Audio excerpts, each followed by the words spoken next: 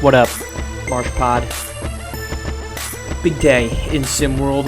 We finally have the schedule. We know exactly when the games are to watch, what games we should and shouldn't care about, and what days we should and shouldn't care about. And we're going to get into it. But first, I want to talk about what's been going on or what happened with regards to Bad Boys Basketball and Cash Ruffin. And not specifically the what happened, but the aftermath to it. So the what happened is obviously deplorable. A player like Cash Ruffin, a person to use a TikTok challenge as an excuse to steal a car is idiotic.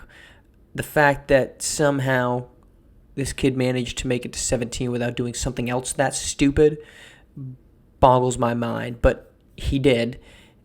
He's not playing basketball likely ever again outside of the rec yard in jail, because there's no real coming back from this from a basketball professional or let's go with broadcasted standpoint. His career's over. That's unfortunate. Owen Pride has managed to kind of slide under the radar for this. I'm sure there's going to be more to come out. I'm not going to get into the legal everything that's been going on. That's not in my area of expertise, but the idiocy of both people to be involved with that is upsetting and disappointing. What stood out to me in the article that was published was that Bad Boys Basketball believed it was a bad look and therefore decided to cut Cash Ruffin. Now I don't believe we've seen a roster decision on Owen Pride. That seems surprising to me. But the fact that the organization said, we aren't going to cut you, or we are going to cut you because it's a bad look, says a lot about the dysfunction that exists in Bad Boys Basketball. And it has existed for the last 12 months, whatever day it was that Lorenzo Phenom decided he should play elsewhere but never ended up leaving, and they still welcomed him back with open arms. You shouldn't cut the guy because it's a bad look. You cut the guy because this is stupid. You cut the guy because he broke the law, because the actions by this player are not indicative of the culture that we are trying to build at Bad Boys Basketball. His decision to steal a car is deplorable. His decision to put himself and a teammate and other members of public at risk is extremely disappointing, and for that reason, we are cutting ties with Cash Ruffin. That should have been the statement from Bad Boys Basketball. That should have been their proactive, we get out and we say something. I don't think we've heard anything. The fact that that's what we get is they thought it was a bad look. That's the public message that we know right now from Bad Boys Basketball. Says all you need to know about that organization. Okay, moving on. Good things. Exciting things to come. I actually had 5 games, and I said I'm going to cut myself off at 5 because there's some games that are very obvious as to what is worth watching and what is not worth watching. But I decided, you know what? No, we still have to at least mention them. So I came up with 9, and we've come up with a name for every single one of them. Okay. These are 9 games in no particular order that I think we should be circling. And some of them have been mentioned. Some of them are very obvious. Some of them are not. But here we go. Game 1, Yacht Club versus Gotham on June 21st. We're calling this one the Upset Part 1. Yacht Club, of course, then Miami makes this improbable run. They beat the Originators, who I contemplated putting that game on here, but I didn't for a different reason. But they go on and then they beat Gotham 5. 2 of the top 3 teams, really, maybe top 4 teams in the league, down by the same team. We get that rematch on June 21st. We're calling it the Upset Part 1. Little less than a month before that, the Upset Part 2, H-Town versus Run DMV. Houston, of course, last season made an improbable run as well. They took down, at the time, Cooper Kingy Cross and Washington Stars, obviously now Run DMV. that is not what anyone expected. You would have picked at the beginning of that of the playoffs, there was probably 4 to 5 teams that were legitimately title contenders. 3 of them were the Originators, Run DMV, and Gotham 5. Obviously, going by different names at the time, but those were the teams we expected to get there, and Houston and Miami were as dysfunctional and unimpressive of a team as you could possibly find. The only exception, of course, being Seattle, but they still managed to pull off incredible upsets and make this run through 2 big teams. This wasn't like they beat St. Louis. This wasn't like they beat Detroit. Good, not great teams. They beat 2 of the 3 best teams, maybe 2, like I said, maybe 4 or 5 of the best teams in the league very early on in the tournament. We get rematches of them in May and June. Those are worth watching. Okay, the next one up, we're calling This Ain't Your Home Game. Beyond the Arc takes on the North April 26th. Of course, it's the Tyson Simpson first game against the North that he's going to play. Incredible matchup. Obviously, the storyline is there. Tyson Simpson plays for the North, says he wants to be more of a focal point of the offense, decides after a very elongated and drama-filled summer that he's leaving. He ends up headed to Beyond the Arc. There was some flirtation during the preseason. Coach Chris King trying to bring him back to Toronto. Obviously unsuccessful. We're going to see who's the better one moving forward. Certainly both teams have made a number of adjustments. Both coaches have made a number of improvements to the roster. We're going to see how effective those were April 26th. All right, next up, we've got June 8th. The Khalil Can't Come game.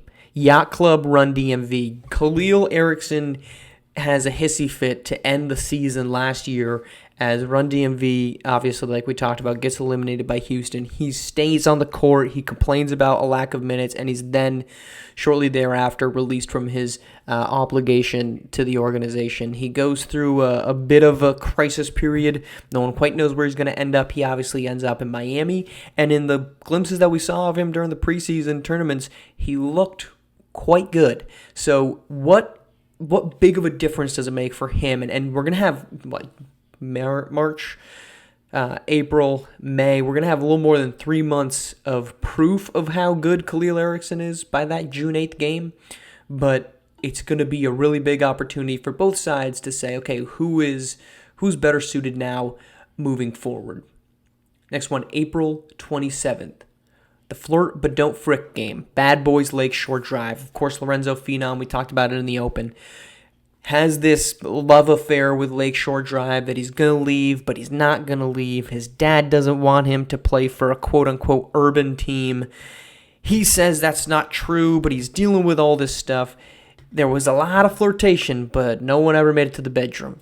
The Flirt But Don't Frick, Bad Boys Lakeshore Drive, April 27th. Happy that we get this one a little earlier in the season. I know some of the rivalry matchups were posted a little earlier in the year, but I think sprinkled without, we've got a really good docket of games. Next one up. This will be, you're going to get this reference only if you're a Game of Thrones fan, but anyway, the Queen City Doesn't Want the False King game. Queen City taking on Indy Stripes June 7th for all the hubbub about Benari James and his self-proclaimed greatness and his not-so-subtle references to him and LeBron James. From everything I've heard, Queen City wanted nothing to do with him. There were players on that team that said, if you bring this guy in, we're not going to play. There were specific locker room mentions that said he's not a fit for our organization. And as such, Queen City, his hometown, doesn't even offer him. Instead, he heads to Indy Stripes. And Indiana now has a very Pacers-like team as a side note. I mean, it's a team that's like kind of hard to love unless you're there type of vibe. Kind of like the Reggie Miller in the 90s. Like, somebody in Colorado wasn't like, who I'd like to see win an NBA championship? Those that are Pacers, especially, obviously, with how everything went down with the Malice at the Palace. But that's kind of the Indiana vibe. It's we don't need your love from outside. We just do our thing and we ride with it. Personality and state-wise, I think the Bernard James fit makes a lot of sense in Indiana, but the matchup with his hometown team, from again what I've heard about their lack of interest, Queen City Kings, in bringing in a hometown guy. I don't care who you are. I don't care how much you claim to not care about what other people's perception of you is. But if your hometown says they don't want you, that has to sting a little bit. June 7th, Indy Stripes, Queen City. All right, July 27th, the game that should have happened, Gotham versus Originators. And this is why I didn't put Yacht Club versus the Originators as a game to watch. It certainly is a worthwhile game, but we're going to get the game that we wanted to see. We're going to get it late in the season too, July 27th. So there should be a lot of implications on the line in terms of playoff seeding, divisional records. That's going to be a massive one. And then that always underlying factor that we tend to sometimes forget. Boston and New York, big brother, little brother, this awkward New England versus big city New York vibe. It's there, and that type of animosity should run deep, and getting an opportunity to see them will be an exciting one. The next up, we got two of these, but the battle for Braggadocious. Showtime versus Bay Area, July 25th and March 7th, early on in the season. This was one of the games where I said, I don't think we need to mention it just because everybody knows it's a big game. But the fact that we get it twice, that's exciting. Obviously, just like you've got with Gotham and the Originators, that Boston, New York vibe, you've got that NorCal, SoCal vibe. Two very polar opposite regions that Los Angeles has always been the glitzy, the glamour. Now suddenly San Francisco, the Bay Area, has emerged as this Silicon Valley, tech money type of vibe. It's a different type of rich, but it's still really freaking rich. That's what we get with Showtime versus the Bay. And we get it twice. So the battle for Braggadocious, parts 1 and 2, March 7th, July 25th. And then the last one, we're calling it the Holy War. Cascadia versus Bay Area. Coach Pope versus Coach Pope, May 29th. Cascadia, we've talked about it. They've had this incredible run from being question marks when they lose their coach, a week before the recruitment period starts, to say, are they even going to get a player? Like, what's going to happen here? What type of team is this going to be? How are they going to have a coach? If they do have a coach, he's established nothing. And then Isaiah Pope comes in and turns this thing around. He gets big names. He gets Jason Tata. They compete to close out the preseason. We're going to get about a couple months of proof of how good these teams are by this point in time, by May 29th. But my goodness, that could be a good one. And there's two other games that should have been on this list and aren't. And truthfully, the only reason there aren't could very well be because I couldn't find them. So if that's that and it's user error, please let me know.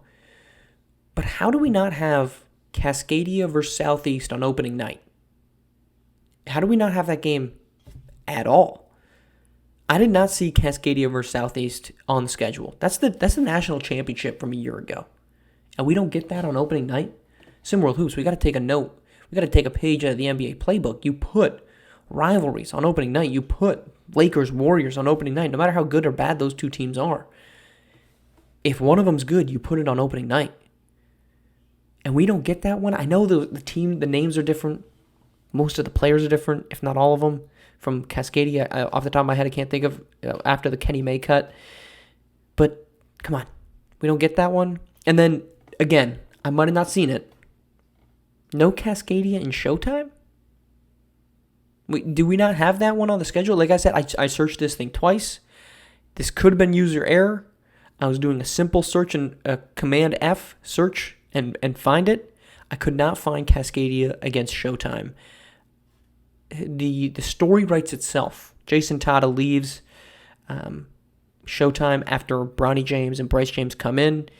There was some flirtation from the coaching staff at Showtime to say, hey, maybe we can get Jason Tata back. He says, I'm not coming back. He moves on, and he goes to Cascadia. And we don't get that matchup. But look, I'm happy. We get Showtime versus Bay twice. I would have loved if one of those was Showtime in Cascadia or Cascadia in Southeast. All right, that's it. You guys have a great weekend. Valentine's Day, for all you gentlemen, is coming up. Don't forget. Make sure you got something planned. If you got a special woman in your life or special other, no judgment here. Judgment-free zone. But you guys have a great weekend.